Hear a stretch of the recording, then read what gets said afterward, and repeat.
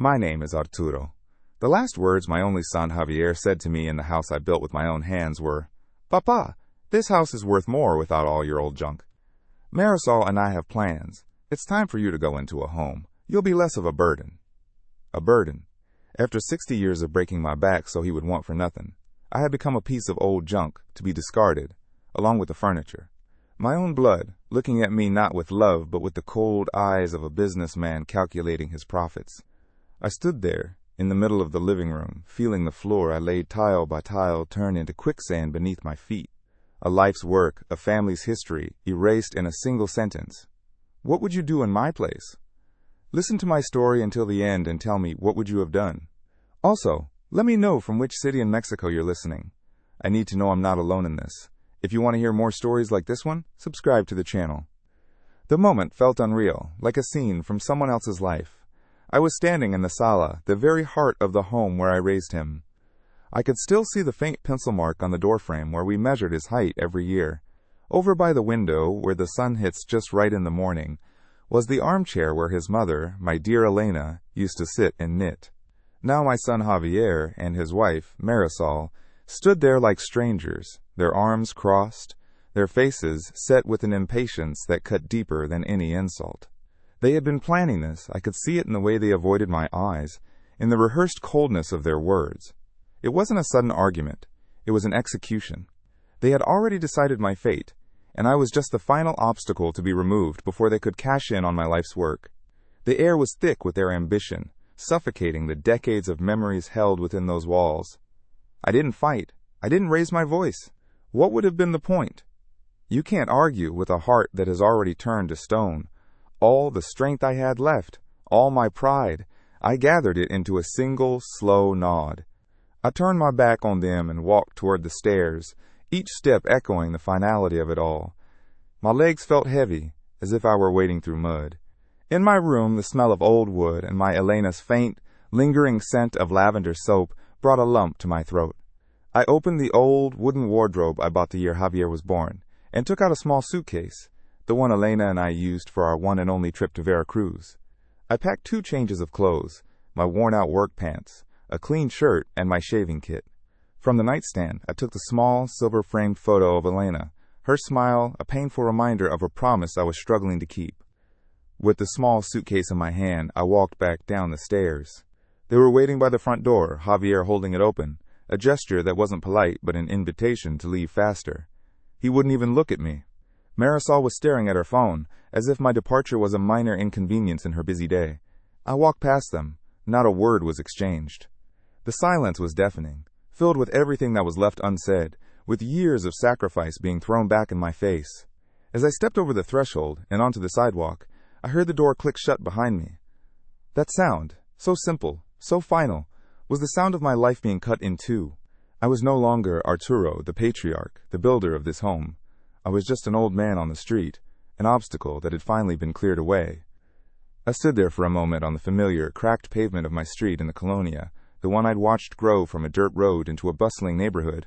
The sounds of the tortilla vendor's bell, the gas truck's jingle, the children playing soccer, it all sounded distant, foreign.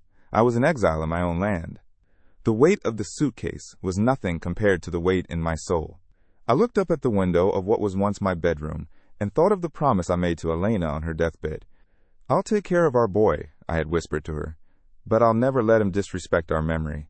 In that moment, standing on that cold sidewalk, I realized my son had not only disrespected me, but he had desecrated the memory of his mother and the home built on our love. A cold resolve began to form amidst the pain.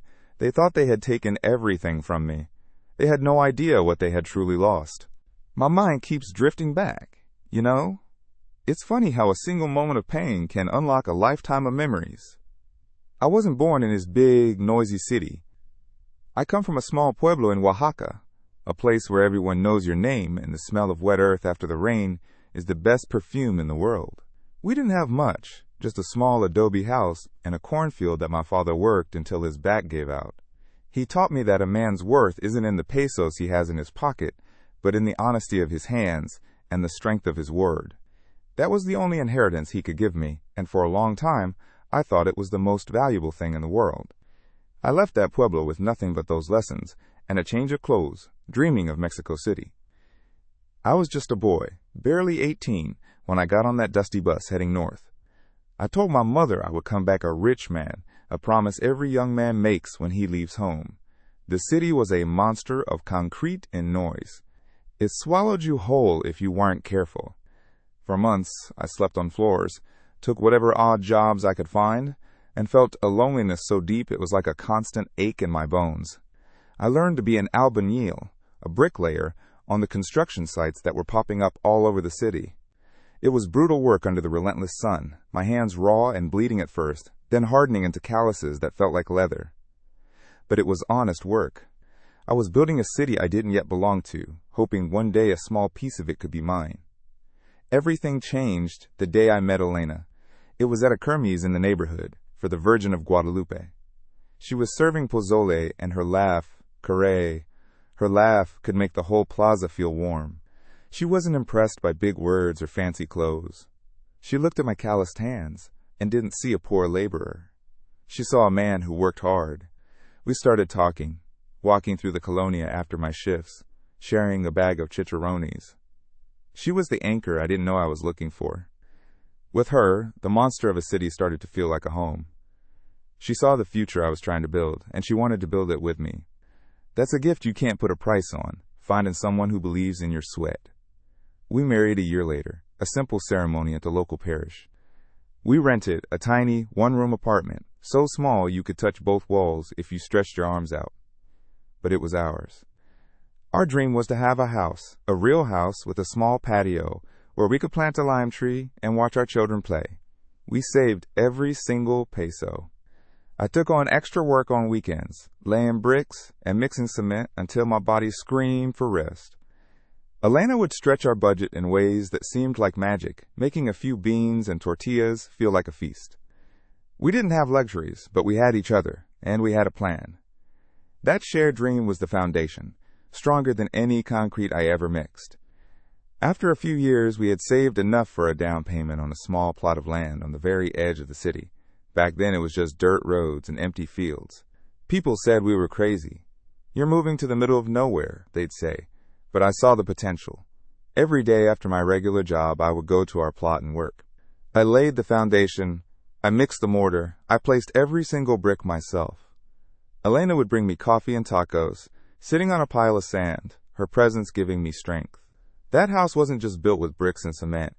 It was built with our hopes, our exhaustion, and our love. My hands shaped the walls that would hold our future. Then Javier was born. Holding him for the first time in that house, in the room I had just finished painting, was a feeling I can't describe.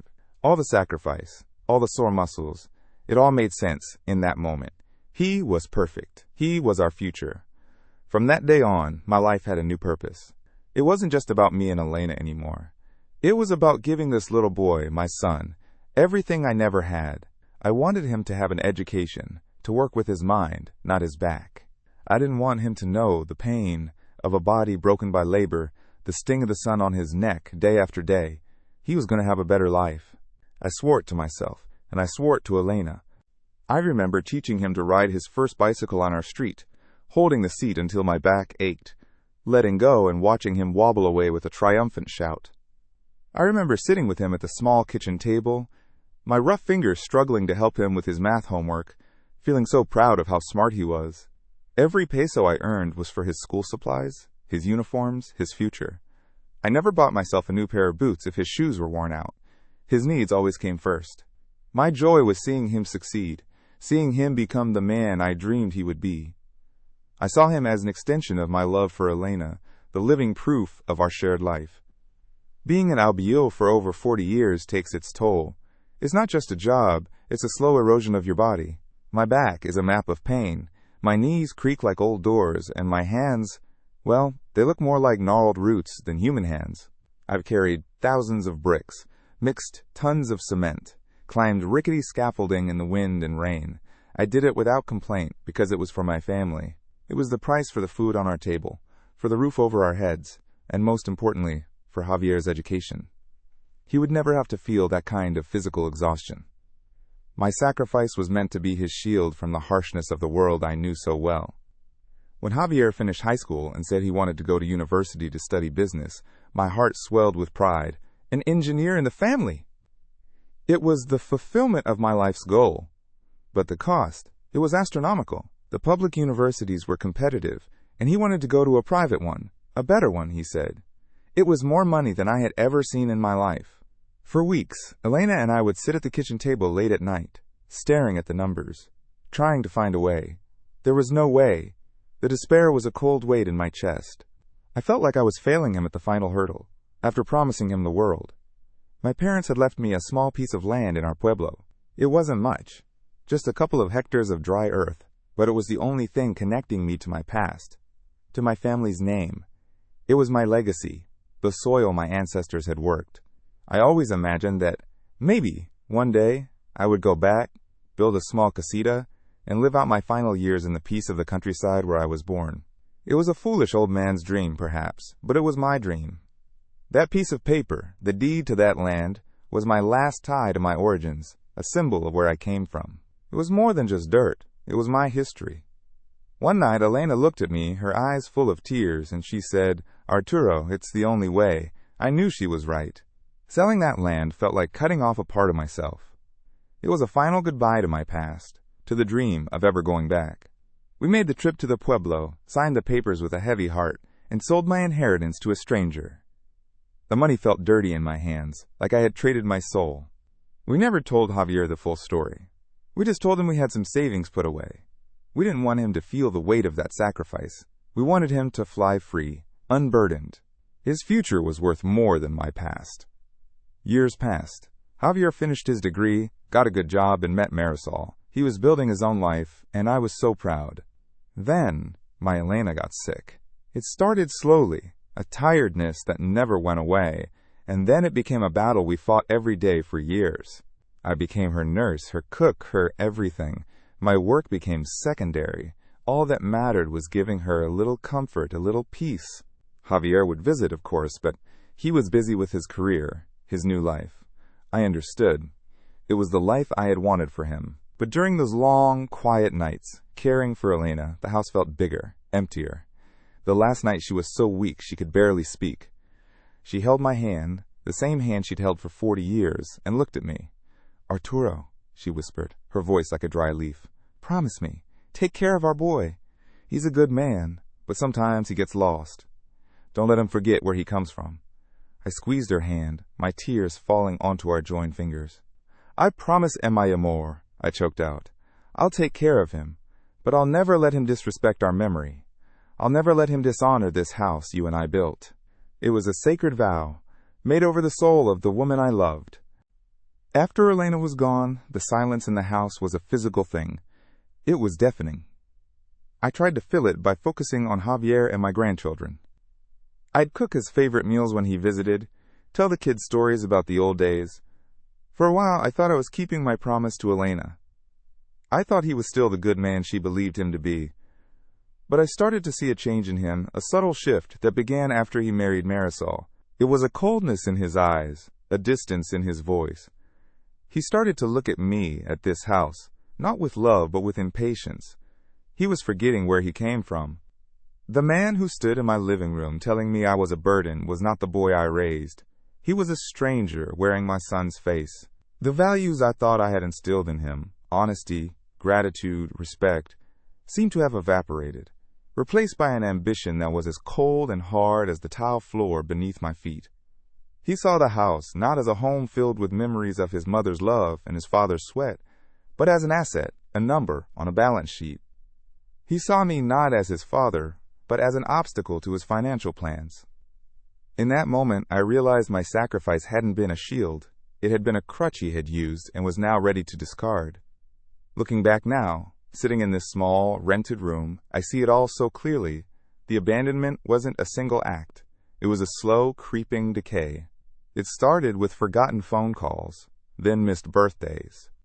It was in the way Marisol would talk over me at dinner, or how my grandchildren were taught to see me as a relic, a piece of old furniture that didn't match their modern lives. I became invisible in my own home long before they asked me to leave. The final words were just the formal eviction notice for a process that had been happening for years. They didn't just kick me out of my house, They had been slowly erasing me from their lives, one small act of disrespect at a time. The poison didn't come all at once. It was a slow drip, a gradual change that you almost don't notice until you wake up one day and realize you're already sick. It all started when Javier married Marisol. Before her, he was my boy. He was busy, yes, but he was still my Javi. The one who would come over on a Sunday for a bowl of my pozole. The one who would laugh at my old stories. But Marisol, she was different. She came from a family with a little more money, and she had ambitions. She saw my son's future not in our colonia, but somewhere else, somewhere shinier. She looked at our home, the one I built with these hands, not as a place of love, but as a starting block he needed to leave behind. She was polite at first, but her eyes always had a look of evaluation, as if she were measuring the value of everything, including me. Marisol had a way of making her ideas sound like Javier's. Avi and I were thinking, she would say, and then lay out a plan that had nothing to do with him and everything to do with her. She saw my simple life, my worn-out work clothes, my calloused hands, as something to be ashamed of, a relic from a past he needed to outgrow. She would talk about her friends who lived in Polanco, about trips to Cancun, about things that were so far from my world they might as well have been on another planet. She never said a mean word to my face, not directly. It was all in the little things, the way she'd subtly correct my grammar, the way she'd wrinkle her nose at the old furniture Elena had picked out with so much love. She was planting a seed of shame in my son's heart, and I was too old and too tired to know how to pull it out. The first real blow was a forgotten birthday. My 75th. For years it had been a tradition. Elena would make mole, the whole family would come, and the house would be full of noise and life. After she passed, Javier kept it going. But that year, the day came and went. I waited all day. I had put on my best shirt. The phone never rang. When I finally called him that night, he sounded flustered. "Ay, Papa, forgive me." With all the work, and Marisol had a thing with her friends, it completely slipped my mind. "We'll celebrate this weekend, I promise." The weekend came and went. They sent a cake from a fancy bakery, delivered by a stranger. It sat on my kitchen table for a week, uneaten. A cake can't replace a hug from your son. I learned that day that I was no longer a priority. I was an item on a to-do list that could be postponed. Then came the dinners. On the rare occasions they would eat at the house, I was no longer at the head of the table. That became Javier's seat. I was moved to the side, next to the wall. It was a small thing, a chair, but it felt like a demotion in my own home. The conversation would fly over my head. They talked about stock markets, about their new car, about renovating the house. Marisol would lead the discussion, and Javier would agree with everything. If I tried to join in, to tell a story about the old days, Marisol would give a tight little smile and say, "That's nice, Don Arturo," before changing the subject back to something more relevant. I started to feel like a ghost at my own table, present in body but completely invisible to their world. The conversations weren't just exclusive, they were designed to make me feel small. They would talk about their plans for the future, big plans that clearly didn't include me. "We're thinking of buying a vacation apartment in Acapulco," Marisol would announce, looking at Javier for approval. They'd discuss expensive restaurants I'd never heard of, friends I'd never met. It was a language of money and status that I didn't speak. I had spent my life speaking the language of hard work, of sacrifice, of providing for my family. That language had become obsolete. My contributions, my life's work, that had paid for the education that allowed them to have these conversations, were completely forgotten. I was just the old man who lived in the house they wanted to sell. My grandchildren, Sofia and Mateo, were my last connection to that world. When they were little, they were my shadow. They'd sit on my lap and beg for stories about the pueblo, about building the house. But as they got older, Marisol's influence took hold. They stopped coming to my room. "Abuelo is always tired," Marisol would tell them, a convenient excuse to keep them away. "Let him rest." I wasn't tired. I was lonely. I was waiting for them, but they were given tablets and video games, things that were more exciting than an old man's stories. The distance grew, not because of them, but because it was engineered by their mother. She was slowly, carefully, cutting every thread that tied me to my own family. I remember one afternoon I found little Mateo in the living room, staring at a screen. I had carved a small wooden horse for him, just like my father had carved for me. I held it out to him. Mira, mijo, I said. A caballito. He glanced at it for a second, a flicker of interest. But then Marisol walked in. Mateo, cariño, don't get splinters from that old thing. Come, I'll put on a movie for you. She took his hand and led him away, leaving me standing there with the little horse in my hand. It felt so heavy, so useless. In that moment, it wasn't just a toy he had rejected. It was my history, my love, my entire world. It was a clear message. What I had to offer was no longer of any value.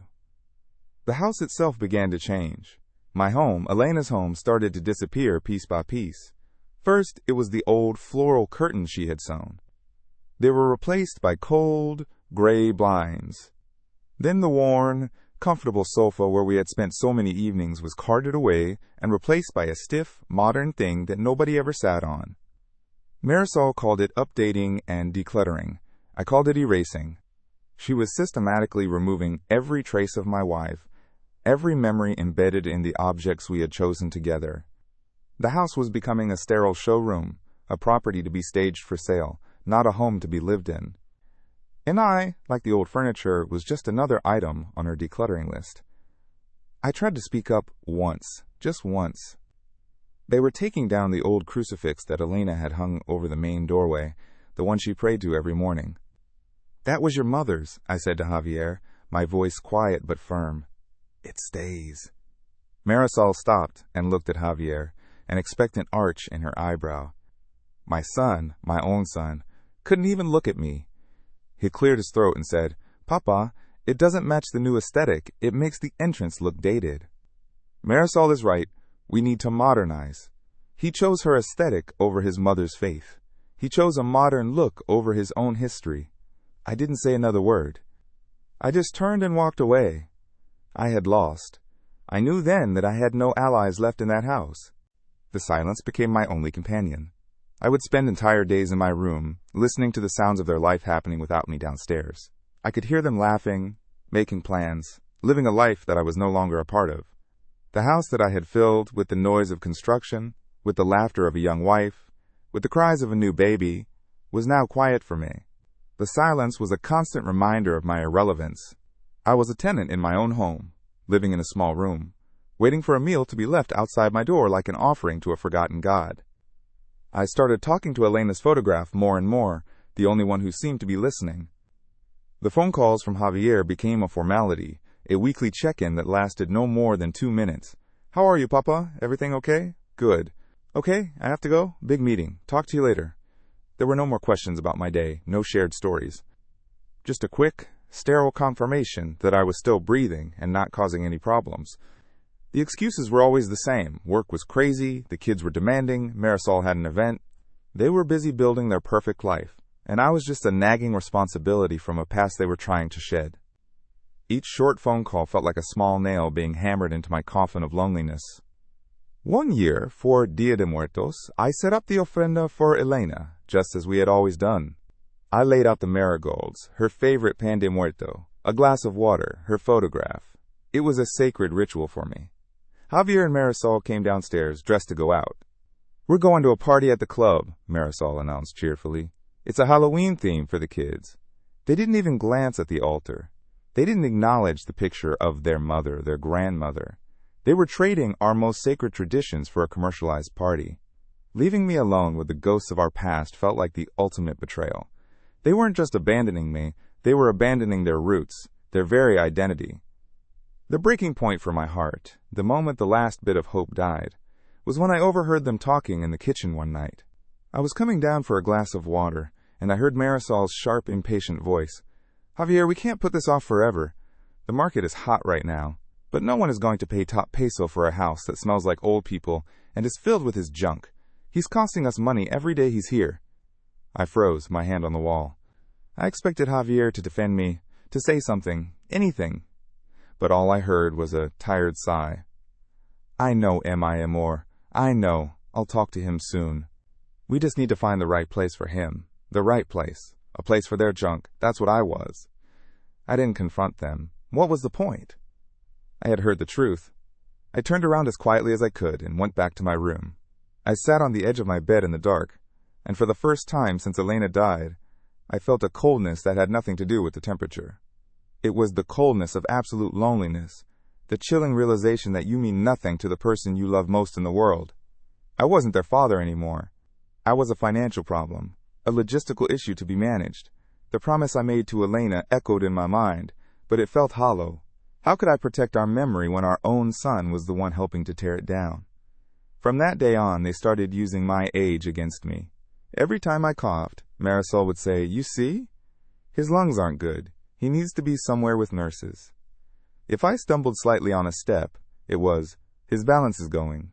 It's not safe for him here alone all day."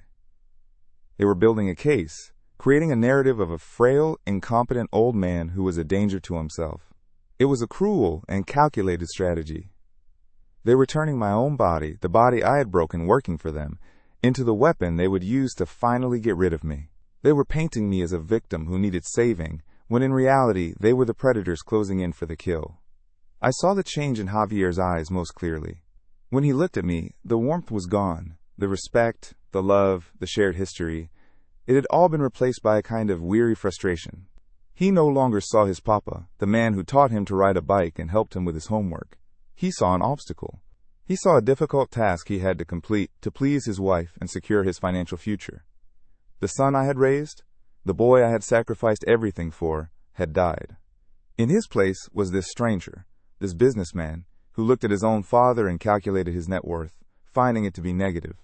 That look hurt more than any words ever could. The last few months were a blur of isolation. We shared a roof, but we lived on different planets. I would eat my meals alone in my room, from a tray left at my door. They would come and go without a word to me. The house was no longer a home. It was a waiting room. I was waiting for the final sentence, and they were waiting for me to disappear. The air was thick with unspoken things, with resentment and impatience. I was a ghost haunting the hallways of my own life, a silent witness to the dismantling of my family. I was already gone. They just hadn't gotten around to burying the body yet. So, when Javier finally stood in the living room and said those words, "It's time for you to go into a home, you'll be less of a burden," it wasn't a shock. It was an echo. It was the final, spoken confirmation of everything I had been feeling for years. The slow drip of poison had finally filled the well, and the water was now completely toxic. The abandonment wasn't a single act of cruelty. It was the final chapter of a long, sad story of being slowly erased.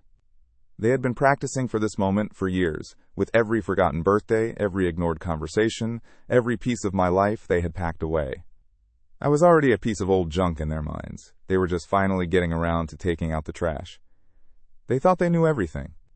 My son, the one with the university degree, and his wife, the one who knows the price of everything and the value of nothing. They looked at my calloused hands and saw a simple man, an old albañil who knew how to mix cement and lay bricks, but nothing more.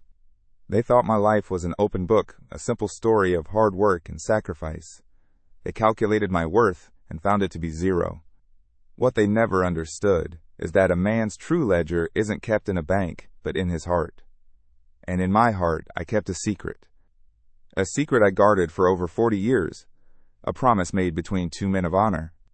A secret that was my true inheritance, and the one they, in their greed, would never be able to touch. It all goes back to a Tuesday in 1978.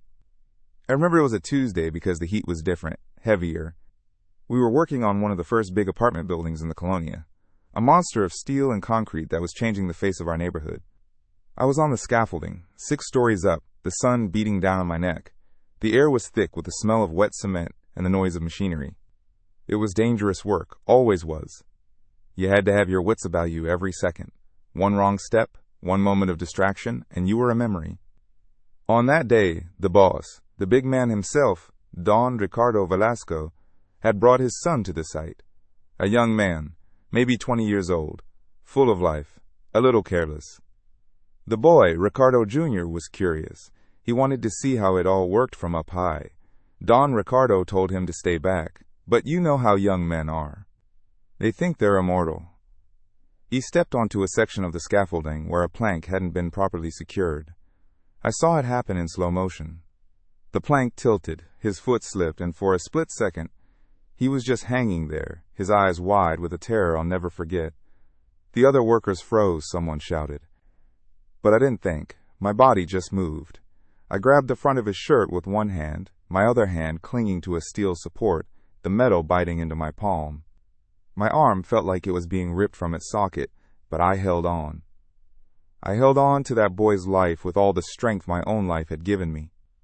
We hung there for what felt like an eternity, just me, him, and the long drop to the ground below. I could feel his heart hammering against my knuckles. Then the other workers rushed over and helped me pull him back to safety. He was shaking, pale as a ghost. Down below, Don Ricardo looked like he had aged 20 years in 20 seconds. When we got down, he didn't say a word. He just walked over to me, this powerful man who owned half the city, and he hugged me. He was a proud man, not one for showing emotion, but I could feel him trembling. He looked at me, his eyes full of a gratitude so profound it was almost frightening. "You saved my son," he said, his voice thick. "You saved the only thing in this world that matters to me." A few days later he called me into his office, a place with leather chairs and a desk so big you could land a small airplane on it. He tried to give me money, a stack of bills that was more than I would make in 10 years. I looked at the money, and then I looked at my hands, the hands of my father. I shook my head. "With all due respect, Patron," I told him, "a life is not for sale. I did what any man would have done." He looked at me for a long time, and a slow smile spread across his face. He understood. He saw that my pride was not something that could be bought. He nodded and said, "You are a man of honor, Arturo, and honor must be met with honor." He put the money away and told me his new plan. He knew about the little plot of land Elena and I had bought, how I was building our house brick by brick in my spare time. He told me he had looked into it. "That house, Arturo," he said, "is where you will raise your family. It is where you will grow old in peace. I want to insure it." He explained that he would pay for the rest of the construction, for the best materials, for everything. He will put the deed in my name. It will be my house, a gift. Not a payment, he insisted, but a token of eternal gratitude, a pact between us. I tried to refuse, but he was insistent. It was his way of honoring the life I had saved. But there was more. Don Ricardo was a wise man. He had seen how money could change people, even good people. He said, "The house is yours, for your life and the life of your wife. After you are both gone, it will pass to your son, Javier." He paused and looked me straight in the eye. "But only on one condition. It is a legal clause, written by my lawyers. The house will be his only if he has proven to be a good son. Only if he has cared for you with respect and dignity until the very end." He was protecting me, not from strangers, but from the potential failings of my own blood. He was ensuring that his gift of gratitude would not become a source of pain for me in my old age. And what if the condition was broken? What if my son failed this test of character? Don Ricardo had a plan for that too.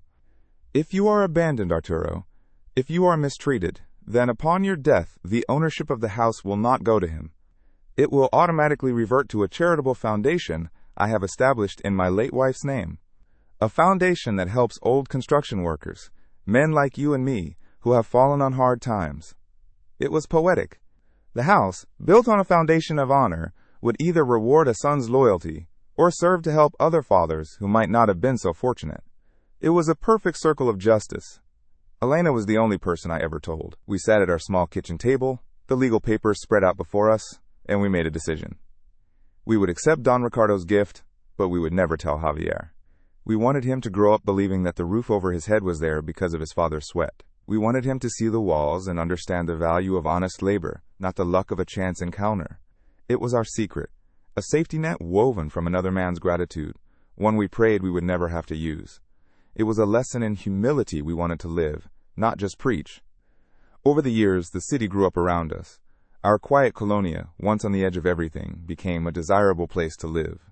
The dirt roads were paved, new shops opened, and the value of land skyrocketed. That small house, built with my hands and paid for by a promise, became a valuable asset. Today, I imagine it's worth at least 5 or 6 million pesos. A fortune. The fortune that my son and his wife saw when they looked at their inheritance. The fortune they were so eager to claim that they were willing to throw me away like a piece of old junk to get their hands on it. They saw me as a simple old man, uneducated, naive, an albanil who didn't understand the modern world of business and investments. It never once crossed their minds that I could be part of something so complex, so legally binding. Their arrogance was their blindness. They looked at me and saw an obstacle, a relic from the past. They never saw the man Don Ricardo saw, a man whose honor was worth more than money, a man worthy of a sacred pact. They underestimated me. They underestimated the values I was raised with. And that was their biggest mistake. Standing on that sidewalk after they closed the door on me, the initial shock and pain began to fade, replaced by a cold, hard clarity. The memory of Don Ricardo's words came back to me, not as a distant echo, but as a living presence. He was protecting me, I thought. All those years ago, that wise man had foreseen this very moment. He had seen the potential for greed to poison a son's heart. I was not a victim being cast out onto the street. I was the keeper of a promise. The power had been in my hands all along, silent and waiting. I didn't need to fight them. I didn't need to yell or scream or plead. My justice wouldn't be found in an argument. It had been written down on paper 4 decades ago, sealed by a lawyer and filed away. My plan was simple. The next morning, I would take a bus downtown. I would find the office of the Velasco Foundation, and I would inform them, with quiet dignity, that the condition of the pact had been broken. My son had failed the test. It was not an act of revenge. It was an act of truth. It was me, finally, honoring my end of the promise to Don Ricardo. Javier and Marisol were so focused on the material inheritance, the bricks and mortar, the millions of pesos the house represented. They didn't understand that the true inheritance I tried to give them wasn't the house at all. It was the story behind it. It was the lesson of honor, of gratitude, of a man's worth being measured by his actions, not his bank account. In their desperate grab for the property, they had discarded the very values that would have made it theirs. They weren't just losing a house. They were losing their history, their soul. My son thought he was throwing out his old father. He thought he was clearing away the past to make way for his shiny new future.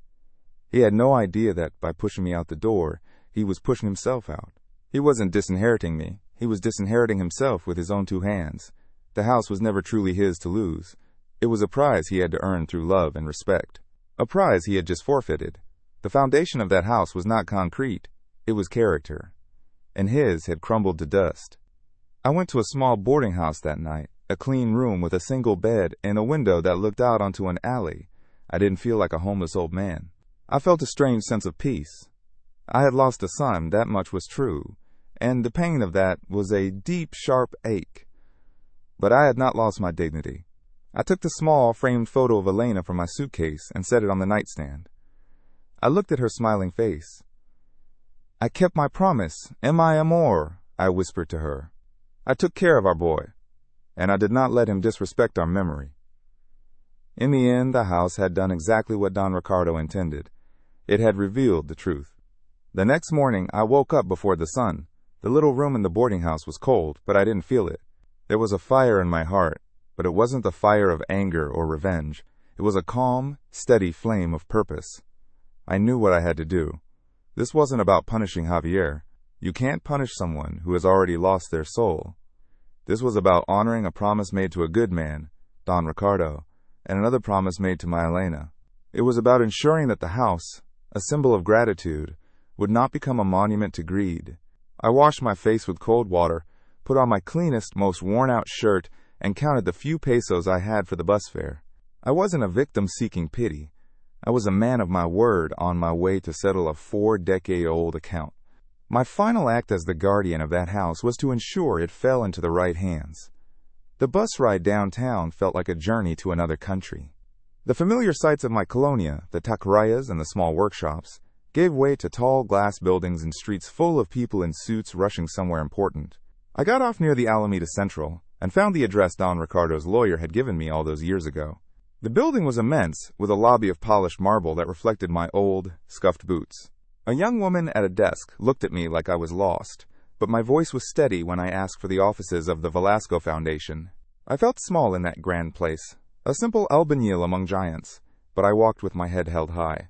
My dignity was the only thing I had left, and in that moment, it felt more valuable than all the marble in that building. The lawyer who saw me was a young man, the grandson of the original lawyer who had drafted the papers. He listened patiently, his face serious, as I explained who I was and why I was there. I didn't cry or raise my voice. I simply told him the facts. I told him that I had been asked to leave my home by my son, that the condition of the agreement, the one based on care and respect, had been broken. I didn't need to show him proof. The truth was written on my face, in my calloused hands, in the quiet finality of my words. He looked through an old file, found the original documents, and nodded slowly. "Don Arturo," he said with a respect that my own son had forgotten how to show. "I understand. The foundation will take the necessary legal steps. The house will be secured. You have honored the pact." It was that simple. A lifetime's injustice, corrected in a quiet office and under 10 minutes. That evening, back in my small room, I took out a piece of paper and a pen. I decided to write Javier a letter, one he would only receive after I was gone. I didn't fill it with accusations or anger. I just told him the truth. I told him the story of Don Ricardo, of the day I held his son's life in my hands, and of the pact of honor that followed. I explained that the house he grew up in wasn't just built with my sweat, but with another man's immense gratitude. I wanted him to understand just once that some things in this life are earned not with money, but with character. The house was never a right, it was a test. A test he had failed. I sealed the envelope. A strange sense of peace settling over me. My last lesson to my son would be the one he never learned while I was alive. My final sentence in the letter was simple. "Son," I wrote, "by throwing me out of this house, you didn't just take a roof from over my head. You took one from over your own. I am not disinheriting you. Your own greed has. The house now returns to its rightful purpose, as dictated by the gratitude and honor you failed to uphold." I have that letter with me now. I will live out my remaining days in peace, in this small room, with Elena's picture by my side. I lost a house, and I lost a son.